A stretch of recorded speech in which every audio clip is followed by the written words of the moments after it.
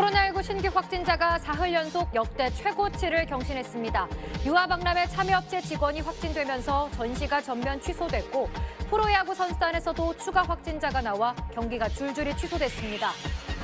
거리두기 4단계 시행을 앞두고 수도권은 대체로 한산한 모습이었지만 비수도권 관광지엔 휴가 인파가 몰려 북적였습니다. 현장 취재했습니다. 델타 변이 등장 이후 어린이 코로나 환자가 크게 늘고 있습니다.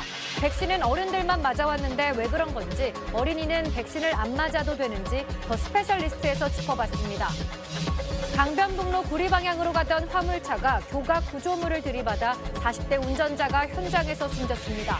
잠시 후 8시 뉴스에서 뵙겠습니다. 코로나19 신규 확진자가 사흘 연속 역대 최고치를 경신했습니다. 유아박람회 참여업체 직원이 확진되면서 전시가 전면 취소됐고 프로야구 선수단에서도 추가 확진자가 나와 경기가 줄줄이 취소됐습니다. 주말 폭염 속 주택가 선별진료소엔 검사 행렬이 길게 이어졌습니다. 거리두기 4단계 시행을 앞두고 수도권은 대체로 한산한 모습이었지만 비수도권 관광지엔 휴가 인파가 몰려 북적였습니다. 부산의 한 철강 공장에서 50대 노동자가 또 숨지는 사고가 일어났습니다. 고장난 기계를 점검하던 중 전을 당했습니다. 화물차가 다리 기둥과 충돌해 운전자가 숨지고 마을버스가 차량 6대를 들이받아 9명이 다쳤습니다. 이렇게 연일 최다 확진자가 나오고 있는 가운데 휴가철을 맞아 동해안 해수욕장들이 문을 열고 있습니다. 해수욕장마다 나름대로 방역 대책을 세웠지만 수도권의 확산세가 지역으로 번지지 않을까 긴장하고 있습니다. 조재근 기자입니다. 거리두기가 최고 수준으로 강화되면서 2차 추가 경정 예산안도 수정해야 한다는 목소리가 높아지고 있습니다. 지금의 예산안으론 소상공인을 위한 보상이 월 25만 원 정도인데 4단계 격상으로 직격탄을 맞는 소상공인을 지원하기엔 부족해 보입니다. 장훈경 기자의 보도입니다. 다음 소식입니다. 어젯밤 산업 현장에서 또 한 번의 안타까운 사고가 있었습니다. 부산의 한 철강 공장에서 50대 노동자가 점검하던 기계에 몸이 끼어 숨졌습니다. 조윤아 기자입니다.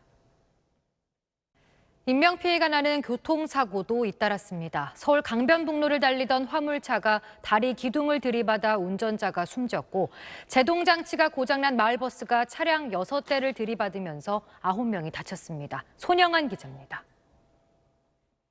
경북 울진에 세워진 원자력 발전소 신한울 1호기가 8개월간의 심의 끝에 운영 허가를 받았습니다.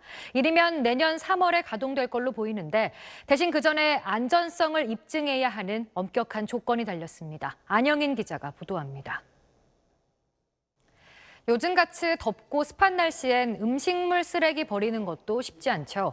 최근엔 미생물을 이용한 음식물 처리기에 관심이 많아지고 있는데요.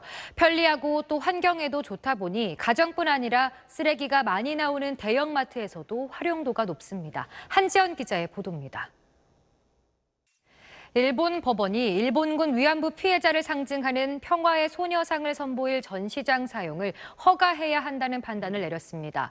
일본 오사카 지방재판소는 일본 시민단체가 소녀상을 전시하는 표현의 부자유전 간사회를 개최하려다 전시장 사용 허가를 취소당한 건과 관련해 전시장 사용을 허가하라는 결정을 내렸습니다.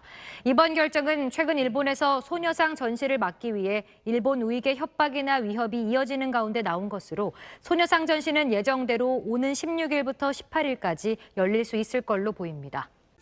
8시 뉴스 마칩니다. 시청해주신 여러분 고맙습니다.